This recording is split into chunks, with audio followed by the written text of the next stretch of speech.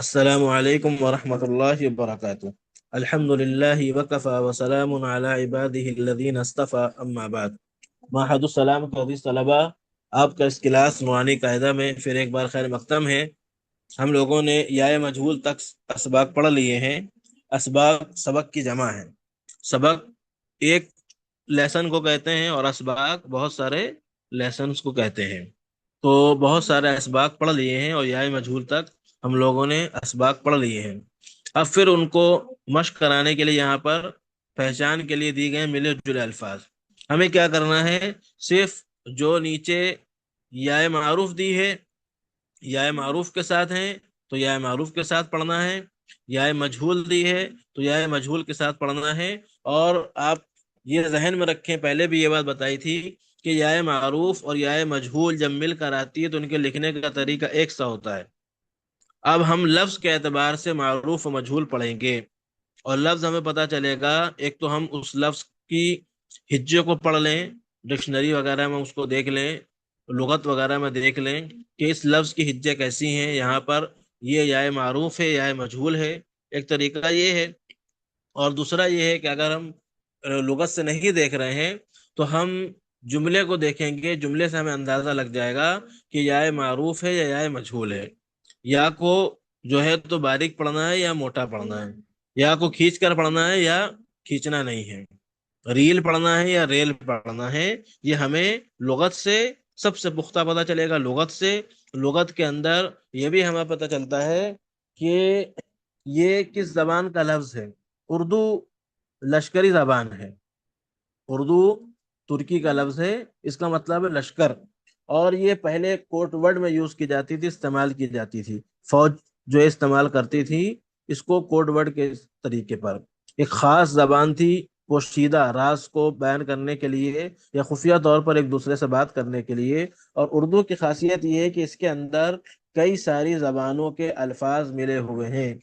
ہندی کے بھی ہیں، سنسکرت کے بھی ہیں، عربی کے بے شمار ہیں، فارسی کے بے شمار ہیں، ترکی کے ہیں، انگلش کے ہیں، اور کچھ فرینچ وغیرہ کے بھی ہیں، اور دیگر کچھ زبانیں ہیں کہ جس کے الفاظ اس کے اندر موجود ہیں۔ تو جب ہم لغت سے دیکھیں گے تو ہمیں یہ پتہ چل جائے گا کہ کس زبان کا لفظ ہے، اور اس کی ہجے کیسی ہیں، اس کی آواز، اس کا تلفظ، اس کی پرننسیشن کیسی ہے۔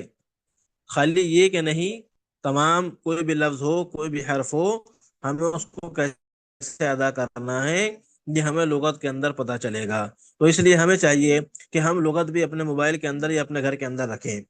اردو ٹو اردو ایک لغت آتی ہے، فیروز اللغات۔ فیروز اللغات یہ اردو ٹو اردو ہے۔ اس کے اندر آپ کو اردو کے لفظ کا معنی مل جائے گا کہ کیا معنی ہے۔ اب پیر ہے تو پیر کا معنی مل جائے گا کہ پیر کس شے کا نام ہے، کس چیز کا نام ہے، پیر کسے کہتے ہیں۔ پیر ہے تو اس کے اندر پیر بھی آپ کو مل جائے گا کہ پیر کس کس کو کہتے ہیں۔ پیر کا ایک معنی بروز پیر ہے، منڈے کا دن۔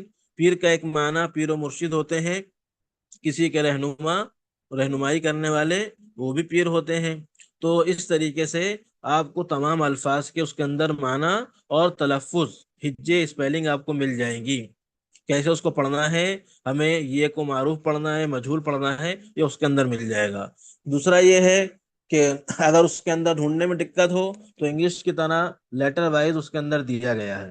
تو آف لائن یا online Urdu to Urdu لغت بھی بہت ساری پلے اسٹور کے اندر موجود ہیں۔ آپ اس کو ڈالیں گے، انسٹال کریں گے، اور اس کے اندر آپ شروع کے کچھ لیٹر لکھیں گے تو اس کے بعد اس سے ملتے جلتے الفاظ آ جائیں گے، اور جو آپ کو لفظ کا ترجمہ چاہیے، آپ کو تفصیل چاہیے، آپ اس کو اوپر کلک کریں گے تو آپ کو وہ چیز مل جائے گی۔ تو یہ ایسی ضروری چیزیں ہیں کہ ہمارے پاس رہنی چاہیے۔ ٹیکنالوجی کا دور ہے تو موبائل کے اندر تمام طرح کے ایپ موجود ہیں، لیکن ہارڈ کاپی کا مقابلہ کوئی چیز نہیں کر سکتی۔ ہارڈ کاپی سے یہ ہوتا ہے کہ وہ ہمارے ذہنوں کے اندر نقش ہو جاتا ہے۔ ہارڈ کاپی میں ہم اگر لغت لیتے ہیں اور لغت لینے کے بعد کوئی بھی لفظ کا ہم ترجمہ دیکھتے ہیں اور اس کی ہجے دیکھتے ہیں، اس کی جو ہے تلفظ اس کا دیکھتے ہیں، اور دیکھنے کے بعد اس کو ہم یاد کر لیتے ہیں، ذہن میں بٹھا لیتے ہیں، پھر اس لفظ کو ہم ہائی لائٹر سے ہائی لائٹ کر دیں گے۔ تو جب بھی ہم اپنی ڈکشنری کو، لغت کو کھنگالیں گے، کھولیں گے، اس لفظ پر ہماری نگاہ جائے گی، اس کا معنی ہمارے ذہن کے اندر گردش کرنے لگے گا، فوراً ہمیں یاد آ جائے گا کہ ہاں اس کا یہ معنی ہے۔ تو اس سے ہمیں معنی کو یاد کرنے میں آسانی ہوگی۔ دوسرا یہ ہے کہ اس لفظ کو ہم جملوں کے اندر استعمال کریں یا ڈھونڈیں کہ یہ لفظ کہاں پر استعمال کیا جاتا ہے۔ جیسے ہم لوگ اکثر بولتے ہیں آفتاب، اب آفتاب سورج کو کہتے ہیں، سورج کا معنی آتا ہے، تو ہمیں اس طریقے سے پتہ چل گیا کہ آفتاب سورج، اس کا یہ نام ہے، سورج بھی کہتے ہیں، آفتاب بھی کہتے ہیں، اور عربی میں شمس، وہ بھی اردو میں استعمال ہوتا ہے، شمس بھی کہتے ہیں۔ اسی طرح چاند ہے تو چاند کو جو ہے چاند بھی کہتے ہیں، قمر بھی کہتے ہیں۔ یہ ہم کو معنی روزمرہ کی زندگی کے اندر آ جائیں گے۔ رنگ ہے تو کالا بھی کہتے ہیں، سیاہ بھی کہتے ہیں، اسود بھی کہتے ہیں۔ تو اس طریقے سے ہمیں وہ معنی پتہ چل جائے گا، اور ہم جملے کے اندر استعمال کریں گے تو غلطی نہیں ہوگی، اور دوبارہ جب بھی جملہ ہم سنیں گے ہمیں یاد آ جائے گا۔ روزمرہ ہم لوگ بولتے ہیں بہت ساری ایسی چیزیں کہ پائجامہ، تو پائے مطلب پیر ہوتا ہے، پائے بڑے کے چھوٹے کے ہوتے ہیں پائے، اور جامہ مانے ہوتا ہے کپڑا، پائے جامہ یعنی پیروں کا کپڑا۔ جائے نماز مصلی کو کہتے ہیں، تو جا مانے جگہ اور نماز مانے نماز، نماز کی جگہ۔ اس طریقے سے دو لفظی جو ہے تو الفاظ ہیں، یا ایک جو ہے تو لفظ ہے، اس کا معنی ہمیں پتہ چل جائے گا۔ تو آئیے پہچان کے لیے ملے جلے الفاظ پڑھیں۔ پہلے یا معروف ہے پہلے کالم کے اندر، تو اس میں تمام الفاظ کو ہم یا معروف کے ساتھ پڑھیں گے کھینچ کر یا کو، اور دوسرے کالم کے اندر یا مجہول ہے، اس کے اندر ہم یا کو مجہول موٹا کر کے پڑھیں گے، پھر یا معروف ہے، پھر یا مجہول ہے، اور اس کے بعد جو ہے آخر میں جو ہے یا مجہول ہے۔ تو جس حساب سے اس کے اندر دیا گیا ہم اس کو پڑھیں گے۔ ریل، ریل، پیر، پیر، سیب، سیکھ، بیچ، بیچ، نیک، سیر، سیر، سیر، شیر، کھیل، چیل، میل، میل، میل، لیٹ، پیٹ، زید، قید، 20، کیک، ایک، میر، تیر، تیر، دیکھ، جھیل۔ یہ الفاظ ہیں۔ ہم اسی طرح اس سے ملتے جلتے الفاظ پہلے یا معروف کے ڈھونڈیں جو اس کے اندر دیے گئے، اس کے علاوہ دیگر، جیسے پچھلے سبق کے اندر ہم نے بتایا تھا کہ اس میں بھی وہ الفاظ دیے ہیں 20، 30، نیم، دین، سیکھ۔ تو اس کے بعد جو ہے یا مجہول کے آواز ہیں، تو دیس، بھیش،